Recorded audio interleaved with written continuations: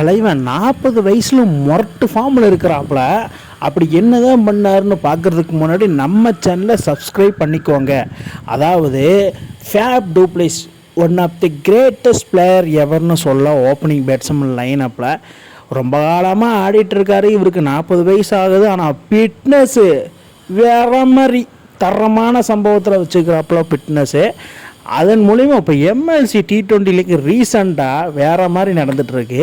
அதில் தலைவன் ஒரு செஞ்சுரி அடித்தது பத்தாம 2வது செஞ்சுரி வேறு அடிச்சுக்கிறாப்புல. அது 2 செஞ்சுரி தரமான நாக்கு. என்னடா ஃபேப் டூப்ளேசி ஐபிஎல்ல ஃபார்ம் ஓட்டிருந்தான், கரேபியனில் கப்பு வாங்கி கொடுத்தான் செயின்ட் லூசியா கிங்ஸுக்கு.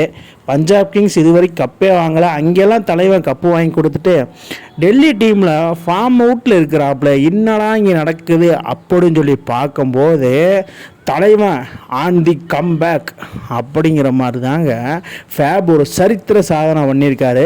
அது 40 வயசில் அடிக்கிறதெல்லாம் ஒரு சாதாரணமான விஷயமே கிடையாது. நிறைய பிளேயர் 40 வயசுக்கு மேலே திணறாங்க. ஆனால் ஃபேப் மட்டும் தனியாலாம் 2 செஞ்சுரி அடிச்சிருக்காரு.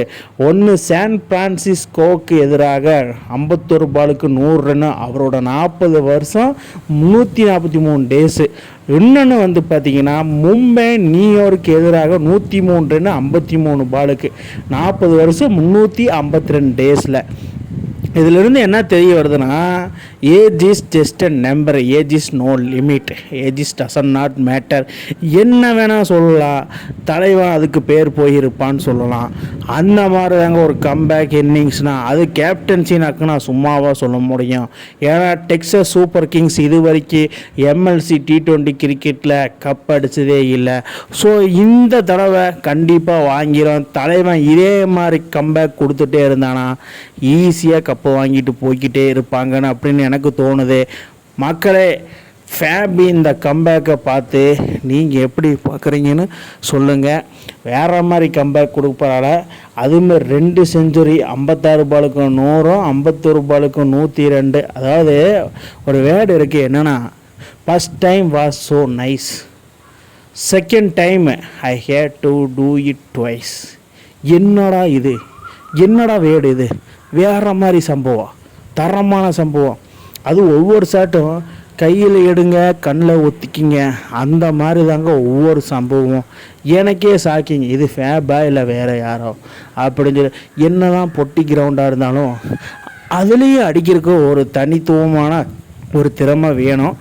அந்த வகையில் பார்த்திங்கன்னா ஃபேபுக்கு நிறையவே இருக்கும். அதுவும் எப்போ பார்த்தாலும் எம்ஐ அதாவது சிஎஸ்கே இவங்களோட மத்தியில் இங்கே மட்டும் இல்லைங்க, எங்கே போனாலும் ரிவர்லி ஸ்டார்ட் ஆகிட்டே இருக்குது, ரிவெஞ்ச் பண்ணிக்கிட்டே இருக்கிறாங்க. அதே 2 மேட்ச் எம்ஐக்கு ரிவெஞ்ச் கொடுத்துட்டாரு ஃபேபு. ஏன்னா மும்பையில் வாங்கின அடி எப்படி. ஸோ இருந்தாலும் பரவாயில்ல, ஃபேபோட இந்த கம்பேக்கை என்னோட சைடில் வர வைக்கிற, அதாவது கண்டிப்பாக சொல்ல டெக்ஸஸ் சூப்பர் கிங்ஸ் ஃபேன்ஸு ரொம்ப ஹாப்பியாக இருப்பாங்க. டெக்ஸஸ் சூப்பர் கிங்ஸ் ஃபேன்ஸில் சிஎஸ்கே ஃபேன்ஸ் எல்லோரும் ஹாப்பியாக தான் இருப்பாங்க. ஃபேப் இந்த ஃபார்மை பார்த்து அடுத்த வருஷம் எப்படியாவது சென்னை டீமுக்கு எடுங்கலாம் அப்படின்னு சொல்லி வேண்டிகிட்டு இருப்பாங்க. ஏன்னா ஃபிட்னஸ்ஸு தரமாக வச்சுருக்கு. ஃபேபோட இந்த கம்பேக்கை நீங்கள் எப்படி பார்க்குறேன்னு கீழே கமெண்ட் பாக்ஸில் கமெண்ட் பண்ணுங்கள் மக்களே. இந்த மாதிரி இன்ட்ரெஸ்டிங் கிரிக்கெட் வீடியோவை தெரிஞ்சுக்க நம்ம சேனலை சப்ஸ்கிரைப் பண்ணுங்கள், லைக் அண்ட் கமெண்ட் பண்ணுங்கள். மேலும் மேலும் உங்களுக்கு வீடியோ வந்துகிட்டே இருக்கும்.